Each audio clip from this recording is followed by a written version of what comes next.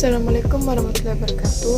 Perkenalkan, nama saya Silviana. Saya dari Prodi Administrasi Publik semester 2 kelas A. Saya di sini akan menjelaskan sedikit tentang pentingnya decision support system dalam menentukan kebijakan. Apa itu sistem pendukung keputusan atau DSS? Sejatinya DSS merupakan bagian dari sistem informasi berbasis perangkat lunak komputer, termasuk sistem berbasis manajemen pengetahuan yang digunakan untuk mendukung pengambilan keputusan di dalam suatu organisasi atau perusahaan. DSS dapat dikatakan sebagai sistem komputer yang mengolah data menjadi informasi untuk mengambil keputusan dari masalah yang spesifik. DSS adalah sistem yang bertujuan untuk membantu manajer dalam mengambil keputusan dengan cara mengakses sebagian besar informasi yang dihasilkan dari berbagai sistem informasi terkait yang terlibat dalam proses bisnis organisasi, seperti sistem otomatis kantor, sistem pemrosesan transaksi, dan sebagainya. Tujuan dari SS antara lain adalah membantu manajer membuat keputusan untuk memecahkan masalah, mendukung penilaian manajer, dan meningkatkan aktivitas pengambilan keputusan seorang manajer daripada efisiensinya. Namun DSS tidak bertujuan untuk menggantikan tugas dari manajer, tapi untuk menjadi alat untuk membantu manajer itu sendiri.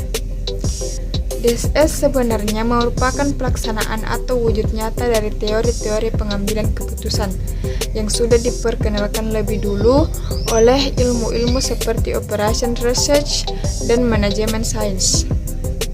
DSS memiliki cara kerja yang interaktif.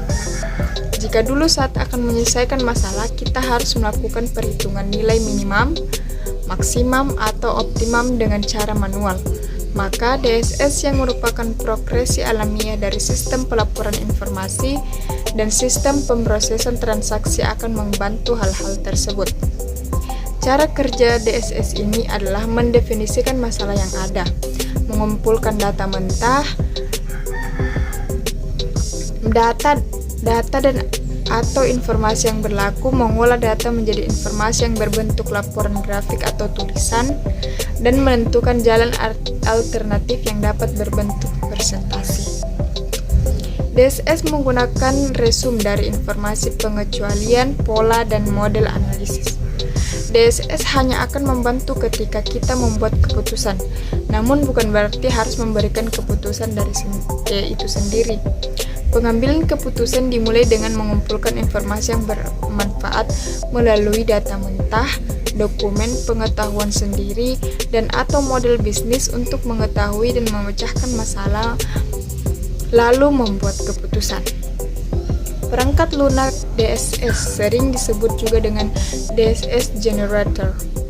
DSS Generator ini berisi modul-modul untuk database, model, dan dialog manajemen.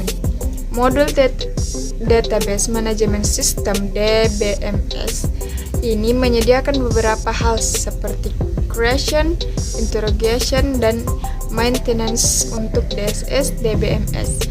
Modul ini memiliki kemampuan untuk menemukan sistem database yang telah disimpan. DSS DBMS untuk mengatasi masalah data yang diperlukan bisa berasal dari database internal atau eksternal dalam sebuah organisasi. Sedangkan modul Management System MMS digunakan untuk menyajikan kemampuan membuat, menjaga, dan memanipulasi ke dalam bentuk model matematika. Model dasar ini menampilkan electronic spreadsheet. Model manajemen sistem ini menyimpan dan mengakses model yang manajemen digunakan untuk membuat keputusan. Model seperti itu digunakan untuk merancang fasilitas manufaktur, menganalisis kesehatan keuangan suatu organisasi, meramalkan permintaan akan produk atau layanan, dan sebagainya. Sementara itu, model dialog digunakan untuk menarik perhatian para pengguna untuk berhubungan langsung antara pengguna dengan komputer dalam mencari solusi. Selain database management system, modul sistem dan model dialog komponen atau modul lain yang ada di database, yaitu alat pendukung seperti bantuan online, diagram-diagram, interface yang mudah digunakan, analisis grafis, mekanisme koreksi kesalahan, memudahkan interaksi pengguna dengan sistem. Sedangkan tipe-tipe Decision Support System terdiri dari 5 sistem. Pertama, Status Inquiry System, membantu dalam mengambil keputusan manajemen tingkat operasional, manajemen, atau tingkat menengah. Misalnya jadwal kerja harian ke mesin atau mesin ke operator. Kedua, Data Analysis System, analisis komparatif dan penggunaan rumus atau algoritma, misalnya analisis arus kas, analisis persediaan, dan lain-lain. Ketiga, Information Analysis System. Dalam sistem ini data dianalisis dan laporan informasi dihasilkan, misalnya analisis penjualan, sistem piutang dagang, analisis pasar, dan sebagainya.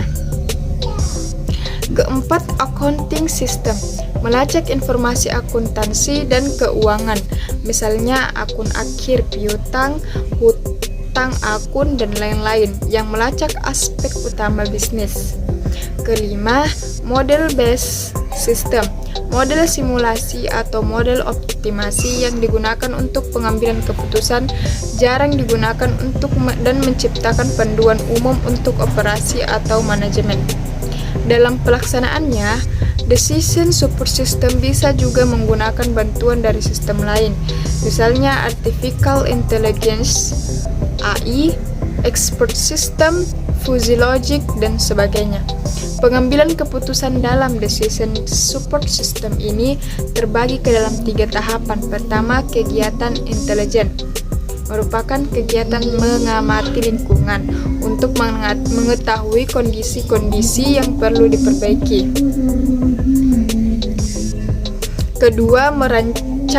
Kedua, kegiatan merancang, merupakan sebuah kegiatan untuk menemukan, mengembangkan, dan menganalisis berbagai alternatif tindakan yang mungkin untuk dilakukan. Ketiga, kegiatan memilih dan menelaah, yang digunakan untuk memilih satu rangkaian tindakan tertentu dari beberapa yang tersedia dan melakukan penilaian terhadap tindakan yang telah dipilih. Keputusan yang dihasilkan Decision Support System dibagi menjadi 3 jenis. Pertama, keputusan terprogram adalah jenis keputusan yang dilakukan secara berulang dan rutin. Contohnya keputusan untuk memesan barang dan keputusan penagihan hutang, menentukan kelayakan lembur, mengisi persediaan, dan menawarkan kredit pada pelanggan. Kedua, keputusan semi terprogram merupakan keputusan yang bersifat sebagian keputusan dapat diselesaikan oleh komputer, namun keputusan lain tetap harus diselesaikan oleh pengambil keputusan itu sendiri. Contohnya mengevaluasi kredit, menjadwalkan produksi, dan mengendalikan persediaan, merancang rencana pemasaran, dan mengembangkan anggaran departemen. Ketiga, keputusan tidak terprogram merupakan keputusan yang penanganannya rumit karena tidak terjadi secara berulang atau jarang terjadi. Contohnya dari keputusan ini adalah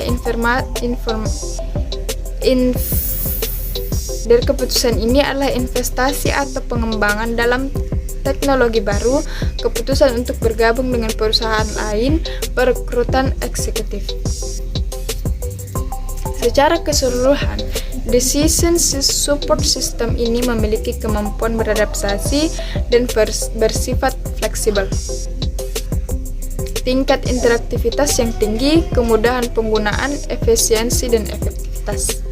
Dikontrol penuh oleh pengambil keputusan, kemudahan pengembangan, dukungan untuk pemodelan dan analisis, dukungan untuk akses data, standalone, terpadu, dan berbasis web. Sejatinya, selain bermanfaat untuk meningkatkan efisiensi dan kecepatan pengambilan keputusan, Implementasi decision support system bagi perusahaan juga bermanfaat untuk meningkatkan kontrol, daya saing dan kemampuan pengambilan keputusan futuristik dari organisasi, termasuk untuk memastilisasi komunikasi interpersonal, mendorong pembelajaran atau latihan, dan membantu mengotomatisasi proses manajerial. Sekian dari saya, kurang dan lebihnya mohon dimaafkan. Assalamualaikum warahmatullahi wabarakatuh.